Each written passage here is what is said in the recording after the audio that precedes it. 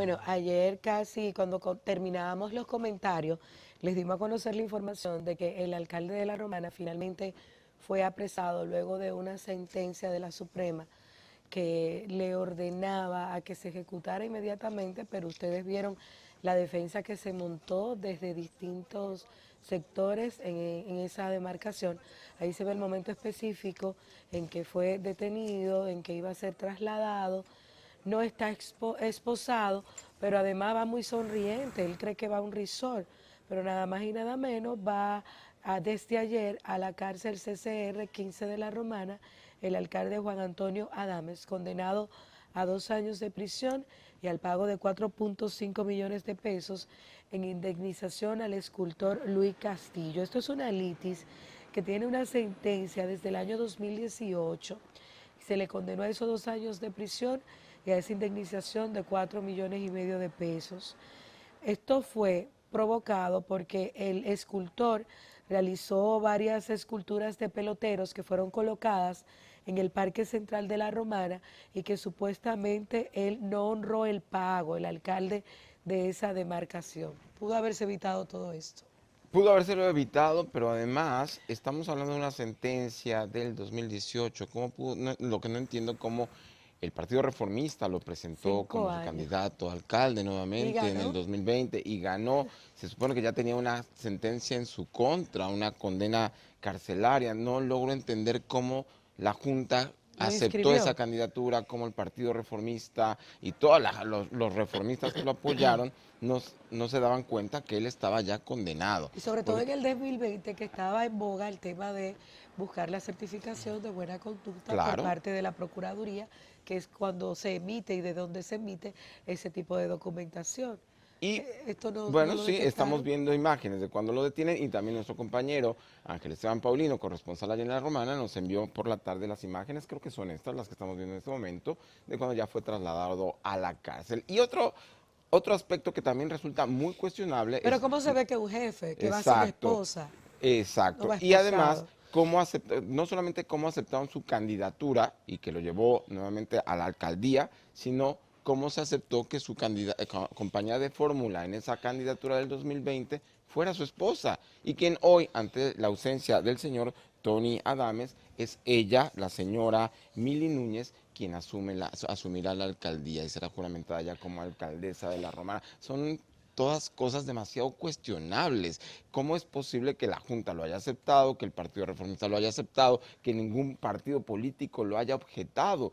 Son demasiadas, no sé si irregularidades, creo que sí, porque alguien que tiene una condena en su contra que no ha cumplido, no debería de ser candidato. Vamos a escuchar al diputado Pedro Botello de La Romana también, que salió como muchos otros políticos de su partido y de otros partidos a defender, como el Consejo de Regidores, que todos también se reunieron y dijeron que no lo iban a suspender y que esa sentencia no debió ser nunca ejecutada. También hablamos con familiares del alcalde y algunos de sus seguidores. El Ayuntamiento Municipal de La Romana y todavía como regidor a mí no me han notificado una sentencia, ni siquiera el Consejo de Regidores. Y que no se me desespere, que hay un Dios muy puro, que el que se agarra de ese no se cae. Bueno, sí, ahí tenemos algunos de los seguidores de este edil que ahora está preso. Es una condena por un asunto de carácter Y la madre civil. de él también es esa señora que Ah, sí, apareció. también, por supuesto, la madre de... Teníamos a Eugenio Cedeño, no lo vi, pero bueno. Y Eh, Botello también estaba, parece que sí, se nos porque perdió en el camino. el diputado Pedro Botello dio algunas declaraciones ayer en el Congreso defendiendo, por supuesto, a su compañero de partido, porque ellos son reformistas. Este tipo de cosas no solamente debería de llamar la atención de todos los partidos políticos sobre el accionar. Este señor tenía una deuda que nunca honró, se dio el lujo de que pasaron 5 años, no honró la deuda, teniendo una condena en su contra y aún así fue electo, fue inscrito en una candidatura, resultó electo y seguía gobernando y como colmo deja como heredera de del cargo a su esposa. Y Bueno, por el y es de otro, lo que se acaba de pasar el Partido Revolucionario Moderno, de las nuevas adquisiciones cierto, del Partido cierto, tienes Revolucionario razón. Moderno. Se juramentó un domingo de esos emblemáticos. Los domingos se han dedicado para eso en el Partido Oficialista, para que ustedes vean la joya que están adquiriendo los del cambio. Pero no solamente los que están adquiriendo los del cambio, sino toda esta serie de irregularidades. ¿Cómo es posible que el Partido Revolucionario Moderno, que habla del cambio, que habla de la transparencia, que ha sido, de hecho, llegó al poder con un discurso de lucha contra la corrupción, de transparencia, y esté aceptando este tipo de nuevos militantes? Bueno, vamos a ver qué ocurre en lo adelante. Ya sabemos que la esposa es la que va a asumir el cargo de alcalde. Esto es como si fuera una empresa privada. La Romana, evidentemente, los votantes tendrán que cuestionarse porque no han sabido elegir bien este señor que anda a sus anchas con una condena por mala paga y que haya sido electo nuevamente alcalde de esa demarcación. Eso deja también mucho que desear de las personas que votan en la Romana y lamentablemente van a tener que empezar a elegir mejor sus autoridades. No creo, no sé si la Junta tendríamos que revisar la ley, aunque hay una nueva, la electoral, a ver si prohíbe que miembros de una misma familia puedan aspirar a un cargo electivo, porque pasa distinto cuando son instituciones públicas que no son electivas, como ministerios, direcciones. Ahí sí claramente hay nepotismo. Hay que ver si ocurre lo mismo. Sería bueno consultarlo en la ley, lo vamos a hacer así, o con expertos en la ley de partidos políticos y la ley electoral, si se prohíbe, porque cuando son cargos electivos, eso es muy delicado, Ezequiel, porque iría en contra de la Constitución el impedirle a alguien que aspire a algún cargo de elección por parentesco o por cualquier otra circunstancia, porque iría en contra del derecho de ser elegido. Claro, es la primera vez que yo sepa, que yo recuerde, que una pareja son los alcalde y vicealcaldesa en un ayuntamiento del país. Ojalá que alguien Bueno, hemos que tenido conozca otro padre e caso, claro, hijo, padre e hijo, hemos tenido de todo. pero alguien me comentó, y no lo he confirmado, que ellos no estaban casados y por eso fue que Ay, no se se les... enamoraron después. Exacto. O no No, se casaron o no se adrede. casaron, puede ser No se también, casaron adrede. justamente para poder pasar Para burlar. ese filtro que les impediría ser candidatos juntos. Imagínese usted, por ejemplo, que tuviéramos a una pareja presidencial, como ocurre en Nicaragua, presidente de la República. No voy a mencionar cuáles de estas parejas podrían ser, pero que el presidente de la República y su esposa estuvieran juntos en Aunque la no lo diga, administración ya nos pública. imaginamos. Pero además, yo quisiera que ustedes vean nuevamente la cara de Tony Adames. O sea, el tema en el que lo coloca a él en el ojo del huracán es complicado. Y miren cómo él va de lo más relajado, va para un risol muerto de risa. Los reformistas Quien tiene tienen... vergüenza y se le acusa y se le condena por algo tan grave como ser mala paga, como no saldar una deuda, como no cumplir con un compromiso económico, no es para que esté así, yo estuviera preocupada. De hecho, no hubiese llegado hasta ahí, yo misma me hubiese entregado con la sentencia. Bueno, debió haber pagado y evitar todo esto. Sobre todo ahora que ya comienza el periodo electoral, pronto, en julio, el año preelectoral, y que él seguramente tendría aspiraciones, por eso se cambia de partido. Y aunque ahora esté en el PRM con el oficialismo, pues él ha sido un reformista, y recordemos que los reformistas tienen sus cuotas de cacicazgos allá en el este, y de hecho han dominado en la Romana por muchos años. Pero además, con la sociedad que actualmente tenemos, yo creo que él se va a hacer más popular. Él se atreve a ganar de nuevo. Capaz que hasta se pone de TikToker desde la cárcel, porque hemos visto casos. Es que todo está al revés. Todo está al revés. Bueno, para los sectores productivos del país también está al revés el tema del Tratado de Libre Comercio, sobre todo para los productores de arroz, que desde hace ya años están dando la voz de alerta próximo al año 2025, que cuando entre en vigencia este Tratado de Libre Comercio.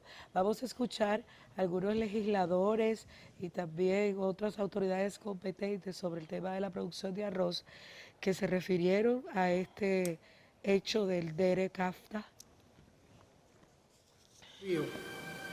En que las autoridades van a encontrar alguna salida que lleve a solucionar esta situación, porque de verdad que es un momento preocupante de incertidumbre para los productores de arroz. Bueno, la propuesta del DERE-CAFTA, bueno, sí hay que establecer negociaciones con el gobierno de los Estados Unidos, pero antes de eso hay una situación inmediata que quien tiene que resolverla es el presidente de la República, porque los costos de producción no le están permitiendo a la familia arrocera subsistir.